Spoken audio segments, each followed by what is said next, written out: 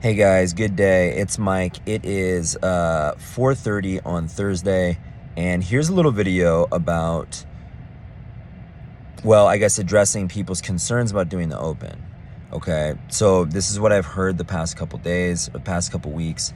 Yeah, people being hesitant about signing up, which I understand. I really do get all of it, but let me just address each one of the concerns that I've heard, and we'll kind of talk a little bit about it. So the first concern, I'm not a competitive person. Okay, here's how I view the competition aspect of this. You raising your bar makes me raise my bar, and so on and so forth. And that goes for everyone else in the gym, right?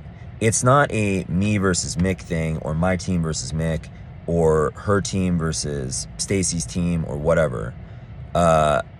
There's no head-to-head aspect here. That's not what drives people. That's what drives some people. But for the most part, just you being at your best or pushing yourself out of your comfort zone is going to make the next person try to do the same thing.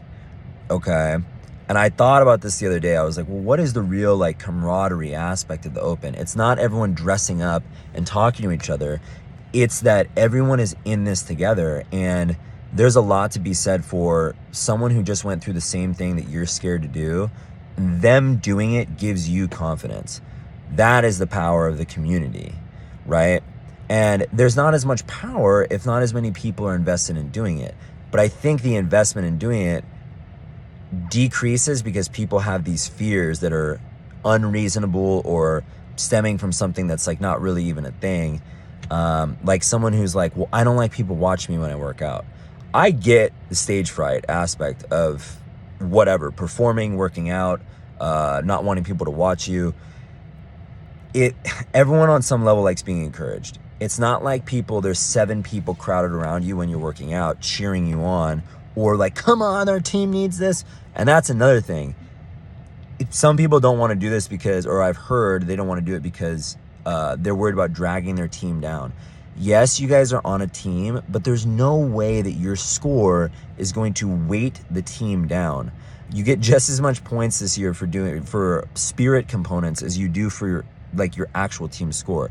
There are people who are going to be like qualifying for quarterfinals and whatnot, so there might be some like competitiveness there for people who've been doing this for 8 years, but in no way is this designed to pit someone from year one against another person from year one, or who's in year one of their CrossFit journey, and like, watch the two people square off together to see like if that motivates them to do better. That's not what the competition is about. It's about person A in year one doing it and person B in year one being like, well, damn, they just did a jumping chest to bar pull-up that I watched them stare at that bar and they didn't think they could do it for 5 minutes and they did it.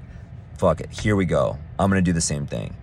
So that's the power there, and seeing the possibility that it can be done. Okay. I know that sounds cheesy, but that really is what it's about. If you're like, well, what is a community? I'll just go and I'll have drinks and it'll be fine. Okay. Here's the last thing.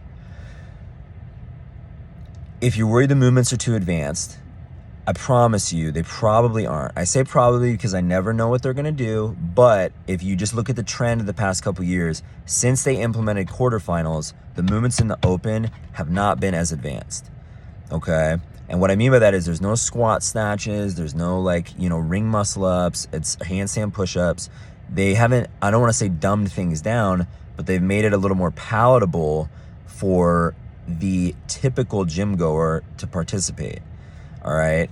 And we do a lot of stuff that's in the open. We do wall walks, we do dumbbell snatches, we do burpee box jump overs, we do cleans, we do snatches, so I think a lot of this just boils down to you guys got to give yourselves more credit. If you think you're not ready, there is no ready. Like you already go work out. The hardest part of your guys' entire CrossFit career was just showing up on day one. There's no way that you weren't nervous that day when you did that.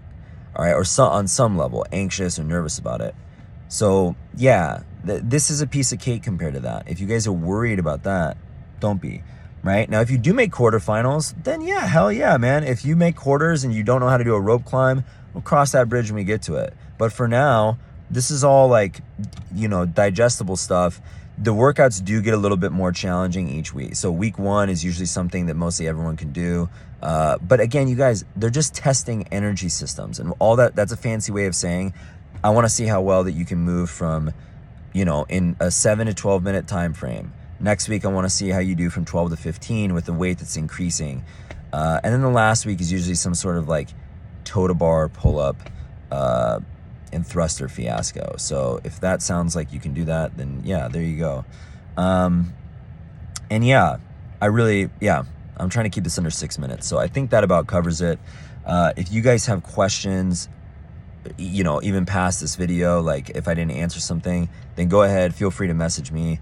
And yeah, man, that's about it. I really wouldn't push you guys or, you know, advise you to do it if I didn't think you were ready, is what it boils down to. And so, yeah, that's the deal. All right. Okay. Take care.